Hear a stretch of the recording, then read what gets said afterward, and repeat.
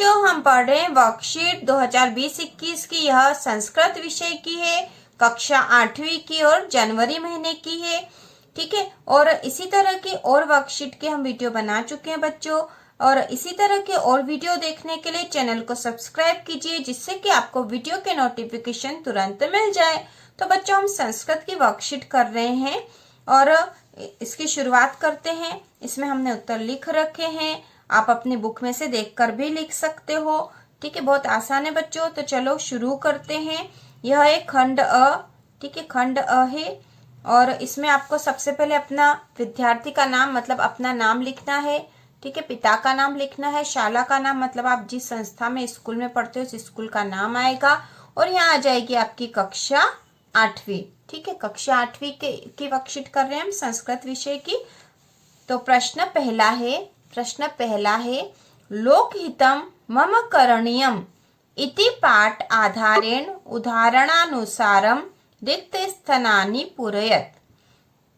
लोकहितम मम करणीयम, इस पाठ के अनुसार रिक्त स्थानों की पूर्ति कीजिए। तो हमें रिक्त स्थानों की पूर्ति उस पाठ को देखकर करनी है। आप अपनी पुस्तक में से देखकर भी कर सकते हो बच्चों, आसान है यह प्रश्न। तो लोकहितम मम करणीयम एक उदाहरण दे रखा है।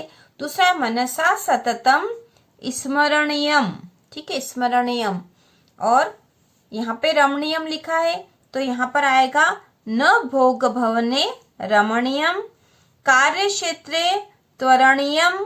ठीक है, कार्य क्षेत्रे त्वरणीयम, और संचरणीयम लिखा है तो तत्र मया संचरणीयम। ठीक है, तो इस प्रकार रिक्त स्थानों की पूर्ति करनी है आपको, अपने पाठ को देखकर करनी है।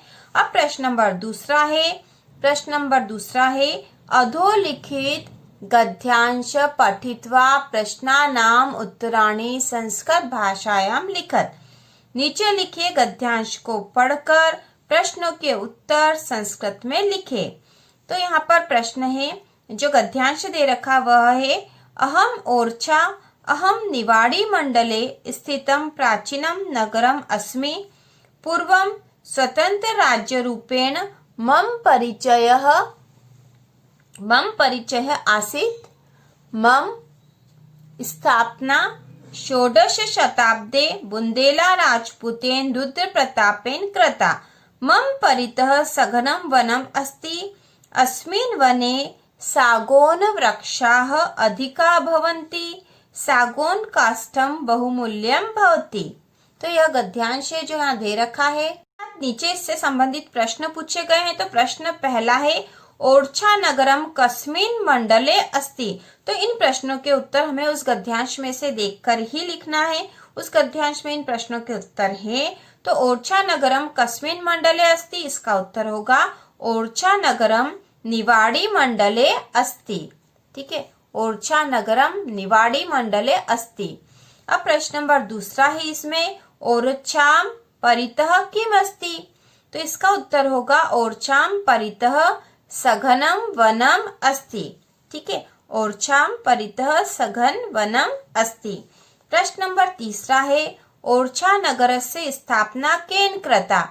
तो इसका उत्तर होगा ओरछा नगरस्य स्थापना बुंदेला राजपूतेन रुद्र प्रतापेन कृता। ठीक है, ओरछा नगरस्य स्थापना बुंदेला राजपूतेन रुद्र प्रतापेन कृता। तो बुंदेला राजपूत रुद्र प्रताप ने ओरछा नगर की स्थापना की थी। अब प्रश्न नंबर चौथा है अस्ति अस्मिन पदे कह धातु अस्ति। तो अस्ति जो पद दे रखा है इसमें कौन सी धातु है। तो इसका उत्तर होगा इसमें अस धातु। ठीक है, अस धातु है इसमें। अब प्रश्न नंबर तीसरा है श्लोकम पठित्वा प्रश्नानाम उत्तराणि संस्कृत भाषायाम लिखत। श्लोक को पढ़कर प्रश्नों के उत्तर संस्कृत भाषा में लिखो। तो यहाँ पर श्लोक दे रखा है उद्योगे नास्ति दारिद्र्यम, जपतो नास्ति पातकम, मौने च कलहो नास्ति, नास्ति जागरिते भयम। ठीक है, तो अब नीचे प्रश्न दे रखे हैं जो कि श्लोक से संबंधित है। इस श्लोक को पढ़कर ही हमें इन प्रश्नों के उत्तर देने हैं। तो ए वाला जो क्वेश्चन है उद्योगे किम नास्ति। ठीक है, तो इसका उत्तर होगा उद्योगे दारिद्र्यम नास्ति। उद्योगे दारिद्र्यं नास्ति। बी है जपतः किम नास्ति, तो इसका उत्तर होगा जपतः पातकम नास्ति। जपतः पातकम नास्ति, ठीक है, पातकम नास्ति। अब सी है कुत्र कलहो नास्ति, मोने च कलहो नास्ति, इसका उत्तर होगा मोने च कलहो नास्ति, जो कि हमने श्लोक में से ही लिखा है। अब डी वाला प्रश्न है भयम कुत्र नास्ति, इसका उत्तर होगा भयम जागरिते नास्ति। भयम जागरिते नास्ति। अब प्रश्न नंबर चौथा है पाठ्य पुस्तकात एकम श्लोकम लिखत। पाठ्य पुस्तक से एक श्लोक हमें लिखना है। पाठ्य पुस्तक से कोई भी एक श्लोक लिखिए। तो बच्चों आप अपनी पाठ्य पुस्तक में से, संस्कृत की पुस्तक में से कोई सा भी श्लोक जो आपको पसंद हो लिख सकते हो। और हमने यहाँ लिखा है अमृतम चेव मृत्युश्च द्वयम देहे प्रतिष्ठितम मृत्युमापद्यते मोहात सत्येनापद्यते अमृतम। ठीक है, तो यह हमने श्लोक लिखा है। आप दूसरा श्लोक भी पुस्तक में से देखकर लिख सकते हो। इसके बाद प्रश्न नंबर 5 है निर्देशानुसारम उत्तरम लिखत। निर्देशों के अनुसार उत्तर लिखो। तो पहला है उदाहरणानुसारम संधिम संधि विच्छेदम वा कुरुत। उदाहरण के अनुसार संधि या संधि विच्छेद करिए। ठीक है, तो उदाहरण के रूप में दे रखा है विद्यालयः विद्याधन आलयः। उसी प्रकार उदाहरण के बाद पहला दे रखा हिमालय, तो इसका होगा हिम धन आलयः। ठीक है, हिम धन आलयः। के बाद है पुस्तकालयः पुस्तक धन आलयः। ठीक है, यह पुस्तक लिखा पुस्तक धन आलयः। और तीसरा है महाधन उत्सवः। यहाँ पर संधि विच्छेद दे रखा था और हमें इसकी संधि करके लिखना थे। तो यहाँ पर महाधन उत्सव का हो जाएगा महोत्सव। ठीक है, यहाँ पे आ और उ मिलकर यहाँ ओ की मात्रा बन जाएंगे। ठीक है, ओ की मात्रा बन जाएंगे और यह हो जाएगा महोत्सव। उसी प्रकार चौथा दे रखा है सज्जनः, तो इसका संधि विच्छेद होगा सत धन जनः। ठीक है, सत, ठीक है, त के नीचे हलंत आएगा, सत धन जनः। अब प्रश्न 5 का यह पहला था, यह दूसरा है अधोलिखित संख्या उदाहरणानुसारम संस्कृत भाषायाम लिखत। तो ये संख्याएं जो दे रखी इसे हमें संस्कृत भाषा में लिखना है। एक उदाहरण हमें दे रखा है, यहाँ 21 है, 21 को लिखेंगे एक विंशतिः। ठीक है, एक विशंतिः। तो पहला यहाँ पे दे रखा 30 को लिखेंगे त्रिशत। फिर 45 है, 45 को लिखेंगे पंचचत्वारिंशत्। ठीक है बच्चों, ये च लिखा है पंचचत्वारिंशत्। फिर 26 को लिखेंगे षड्विंशतिः।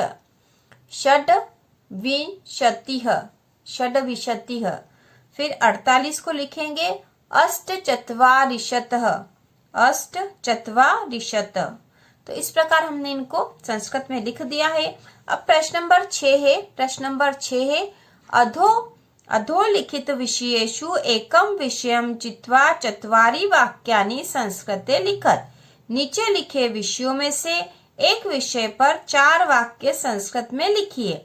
तो यहाँ पे दे रखे विषय धेनुः, विद्यालयः, महापुरुष आजाद चंद्रशेखर और पुस्तकम।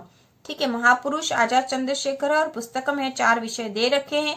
इनमें से किसी एक विषय पर हमें 4 वाक्य लिखने हैं। आप किसी भी विषय पर अपने मन से लिख सकते हो बच्चों, आपकी पुस्तक में से देखकर भी लिख सकते हो। हमने यहाँ पर धेनु पर 4 वाक्य, बहुत आसान वाक्य लिखे हैं।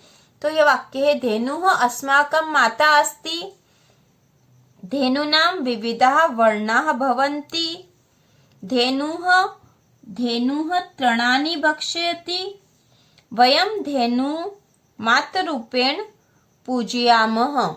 ठीक है, वयम धेनु मातृरूपेण पूजयामः। तो इस प्रकार हमने धेनु पर 4 आसान वाक्य लिख लिए हैं। आप किसी और विषय पर भी लिख सकते हो। अब बच्चों खंड ब है, खंड ब जो कि परियोजना कार्य है। तो इसमें प्रश्न 7वां अ है पाठ्य पुस्तकात केऽपि चतुर्महापुरुषाणां नामानि चित्वा तेषां परिचयं योगदानं च संस्कृते लिखत। तो यहाँ पे इसका हिंदी अर्थ दे रखा है। पाठ्य पुस्तक से कोई 4 महापुरुषों के नाम लिखकर उनका परिचय योगदान संस्कृत में लिखो।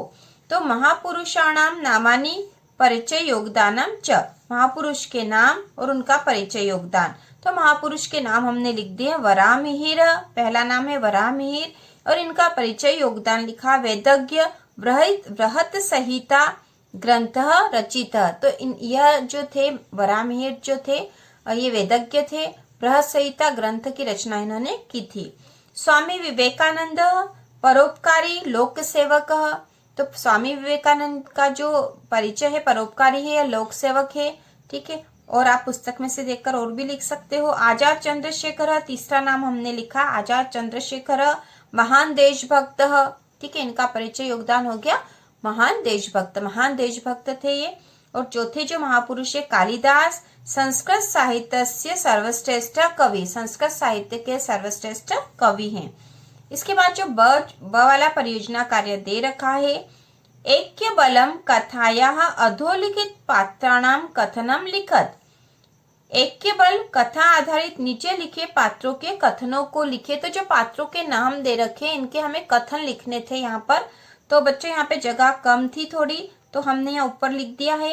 तो पहला जो काष्ठ भेदक का जो कथन है वो यहाँ से यहाँ तक लिखा है, ठीक है। काष्ठ भेदक का कथन है, अहम स्वमित्रम मक्षिकाम आनयामि कदाचित सा गजम हंतुम उपायम चिंतयते, ठीक है। तो इस प्रकार काष्ठ भेदक का यह कथन है। उसके बाद से दूसरे नंबर पे है चटका का कथन भी हमने यहाँ ऊपर लिखा है, ठीक है। ऊपर लिखा है ताकि आपको अच्छे से दिख जाए। यह एषः मत्त गजः हंतव्य अन्यथा एषः सर्वान् पशु पक्षी पादपान नाशिष्यति, ठीक है। तो यह चटका का कथन है। उसी प्रकार मक्षिका का कथन है, यत् मित्रम एवं मित्रस्य कार्यम साधयति। और मंडूक का कथन है, एकीभूता दुर्बला अपि सबलम शत्रुम हंतुम शक्नुवन्ति।